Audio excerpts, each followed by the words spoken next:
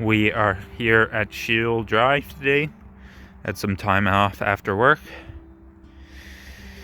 And we are exploring that hole. Plus doing a little bit of a walk around. But at Scheel Drive, what you can find is calcite. Here's an example I already pulled out of this hole. But there's you can see there's these veins and pockets of calcite that run through, and once in a while you get bigger pockets, and then you get bigger crystals and plates of crystals, and it's just an interesting little location to collect at, and I do enjoy it, and I do enjoy visiting this area. So just doing my exploration of the area, and here we can see somebody's been digging out this weathered calcite vein. You can see a lot of them are quite weathered, and there's some interesting maybe secondary mineralization after the weathering that's occurring, and there's promise. You can see the size of the crystals, but they're not super spectacular, more like a nice garden rock. But it's interesting to see like just the variety that is around here. So I'm curious, I wonder if they piled that up there because it was out of the way, or if they're trying to bury something. I might move a couple rocks around. Sometimes people, I mean, some places you're required to bury holes, but some places people bury their holes so that other people can't get in. But we'll poke around because I can see the calcite veins running in this this limestone rock. I think it's like a dolomitic limestone. And it kind of runs up this way, and you can see where they've been digging, but I'm wondering what's behind there. I mean, it might just be a spot they dug out already and they were just moving their stuff, but I'll pull a couple pieces off and just see. But you can see there's some promise here. There might be some interesting stuff here.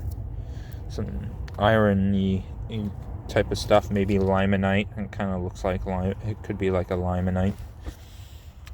But we'll poke around. There's a couple other spots on the Scheel Drive that I want to check out. This is just like the farthest I've gone on this end. I just wanted to see what this end looked like. And there's stuff over here. I don't know if it's good stuff, but it's still interesting to look at least. The last time I was here, I was digging in this pocket. I didn't record it because I was just here for like a couple hours, and I just wanted to start on a fresh spot. And it looks like people have progressed in here, but there's still definitely more to be found. You can see there's just points still sticking out. And I pulled out this guy. He's not all there, he's broken on the back, but it's a nice cluster of multiple dog points all kind of pointed in the same direction, so that's cool. Hopefully we can find some better intact pieces. It looks like this stuff continues onwards, and I brought my chisels and my hammers, so I think I can bash out some back sections and get to extract some pieces from farther in.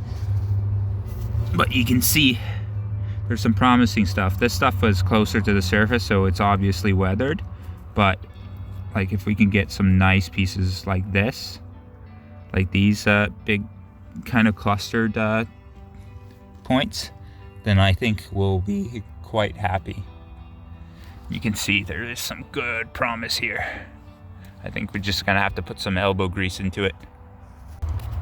So I have a piece that I felt crystals on the front of that I've just knocked loose.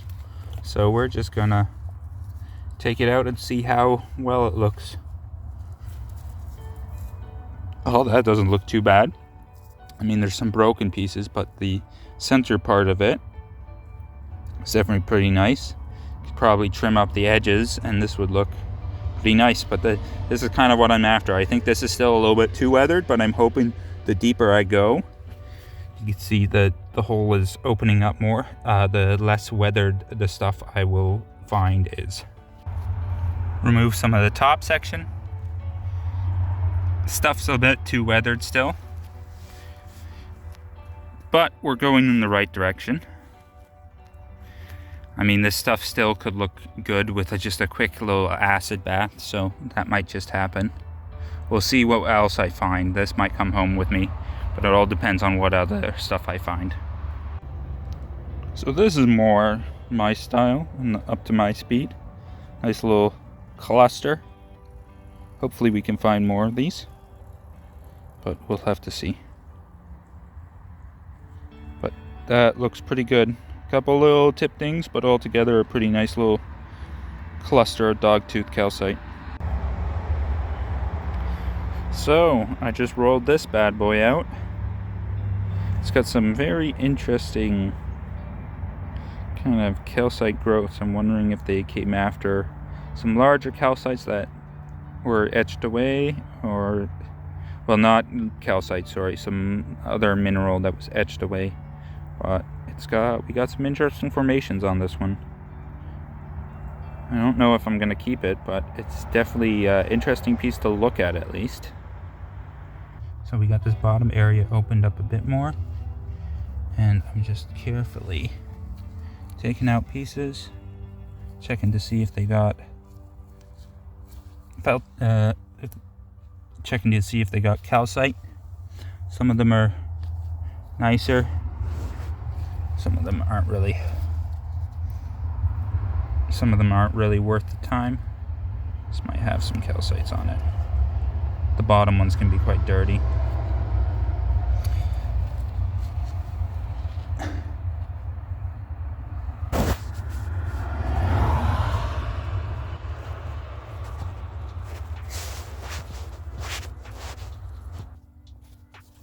But the idea is that hopefully you can find some nice calcites. This one's not too bad. Could be a bit of a floater. Can see those teeth on there. But so far we're finding some stuff. Hopefully the pocket gets a little bigger and less weathered, and we'll find a couple nice big pieces. We do have some bigger ones on top here, but I think they're kind of weathered, and I don't have high hopes of them coming out intact. But we'll have to see. You never know.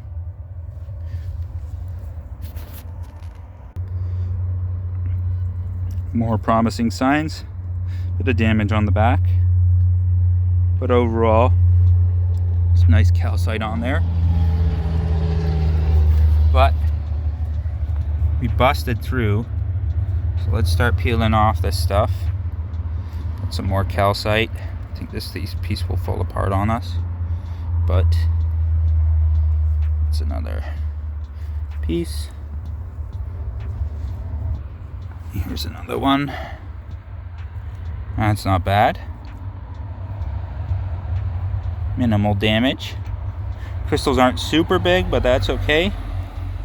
Can't be too picky. I got something here. Let's see. Oh, more collapsing. That's not bad. It's a bit of a clustery thing. A little bit of damage there, but a little bit of damage there. Let's just keep pulling out stuff. Let's see. Yeah, we got some calcite on here. Also a bit damaged. That's the unfortunate thing, is not all of these pieces are going to come out nicely. This stuff calcite tends to absorb a surprising amount of abuse, and then that tends to mess around with the crystals and stuff. It's not bad. Let's see. Anything else that I'm missing? Mostly busted. We can chuck that.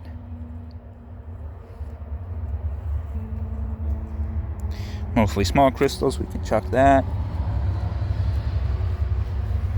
Let's feel in the back. We might have some small loose ones. And we do. That's not a bad one. Let's see where it popped off. Overall, that's still a nice little aesthetic piece.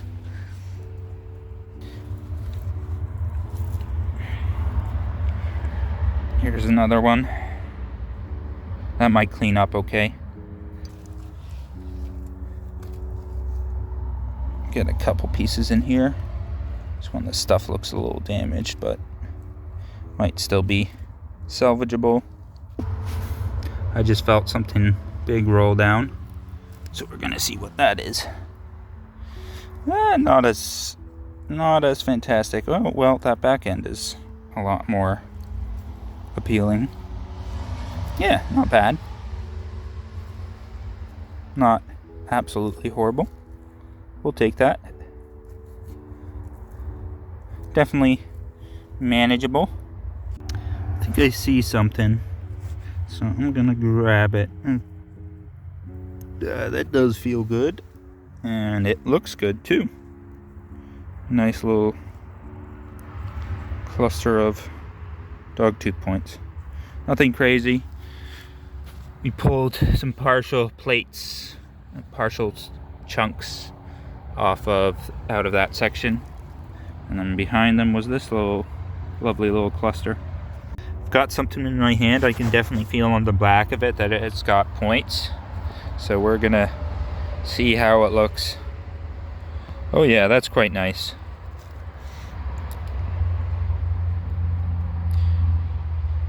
Nice. Pretty happy with that. It's a nice little cluster. Here are a couple more that I pulled out of that section, but they've got some pretty nasty damage spots, so I don't know if I'm gonna take those home. Maybe I'll trim them down and hopefully scavenge the parts that I like, but they're a bit too damaged. But we're gonna feel around here and see if we can pull out any more interesting calcites. And speak of the devil, this one's just a small one, and those crystals are quite narrow. There's a bit damaged there, so that probably won't go home with me, but we'll just put it on the maybe pile. As you can see, I've got a bunch of cool stuff. Hopefully we'll find some more. I found a couple bigger ones. We might have a little bit of a pocket kind of in the back there where there's some bigger ones, so I'm gonna keep exploring that because these look promising. I think I'm done with this pocket. I might go and explore a couple other pockets before I head out. Here we have some of the more interesting calcite finds cleaned up. I did do a bit of an acid bath for a couple of them, and I'll show you those. And I've got one that I took some before and after pics, so you can kind of see what the acid baths do for those who are interested. So this was one of the specimens that got acid bath. It just had this kind of drab outer coating or layer, and it just took a quick dip in some dilute hydrochloric and then a quick dip in some dilute vinegar to kind of just clean it off, but also not give it like the melted wax look, because if you just do hydrochloric, calcite tends to look like melted wax and it doesn't look too natural. Now this one was naturally a lustrous specimen, and it just had some sections that were just covered in like this. Either it's like partially etched, or it's just a secondary kind of, I think they call it calc, like a calcium carbonate layer that sometimes comes after, and it's not that aesthetic. So just a quick dip in a bath to make this one look a bit more aesthetic. Now some of them I am happy with how they look naturally, like this lovely little cluster. Pretty nice little one. It's got a nice larger dogtooth crystal with a little bit of clarity through it. And there's the different bits of coloration. The orange stuff is iron oxidation, which can be either on the surface or just trapped under the surface of the crystal. This one's probably my favorite cluster. It's a nice V-shaped cluster. It's got minimal damage and a good mix of colors and shapes, and it doesn't have that kind of drab coating. Most of the interesting pieces are these like little clusters that are like floater pieces that kind of fell off of the plates and then got etched later on. So the damage kind of got smooth. Smooth is the best way to describe it. Not too many double terminated pieces this time.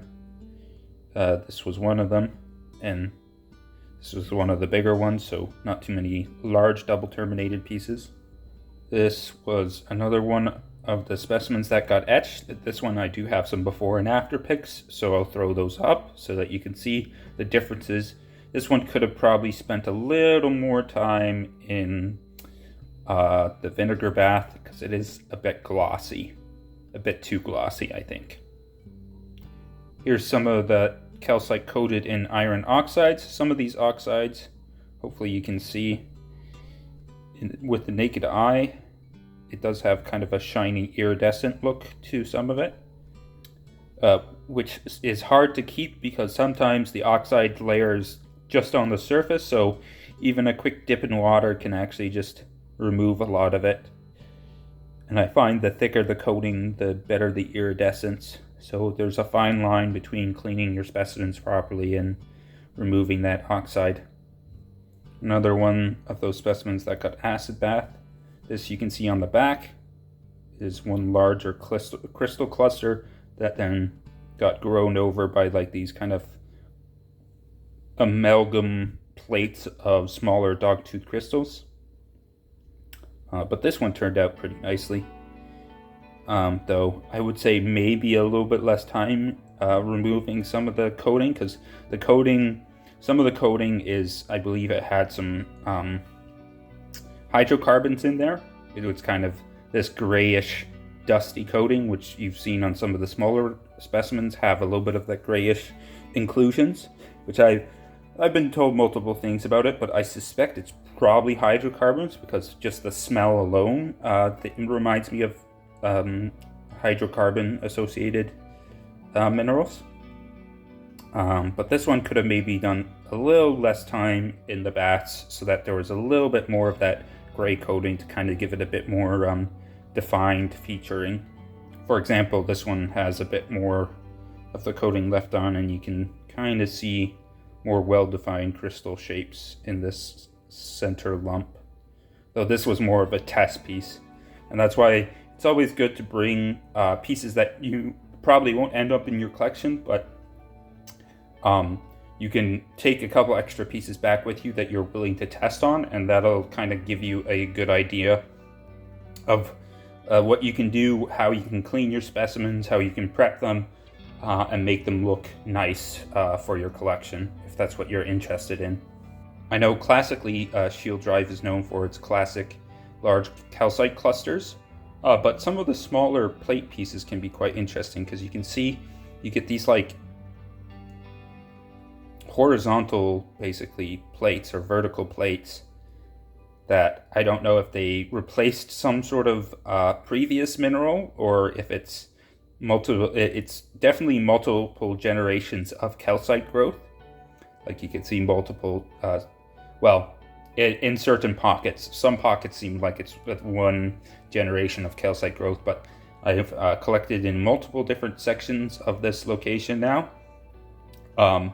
And it's definitely one of those locations where some of the pockets have multiple generations of calcite growth, and I'm wondering if this is one of them because it's got some very interesting kind of vertical kind of stacked plates of dogtooth crystals. And this one, similar, it's got those plates. It's kind of interesting and a bit more unique. And these plates are all just multiple smaller, you can see the points of the dogtooth crystals along the top ridge. There are multiple smaller dogtooth crystals kind of growing together and stacking up into these thin plates. So pretty unique. And here we can see some of more of that stacking, but on a smaller level, plus just some larger individual dogtooth crystals. Generally, I enjoy my trips to Scheel Drive. I've been there a couple times now.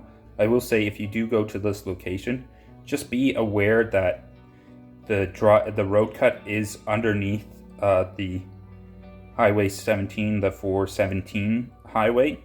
So any of the holes that are near to the highway, please refrain from like removing material with tools and stuff. If the material has naturally fallen out, then you know that's fair game, because that nature did that. But don't intentionally undercut those sections near the highway.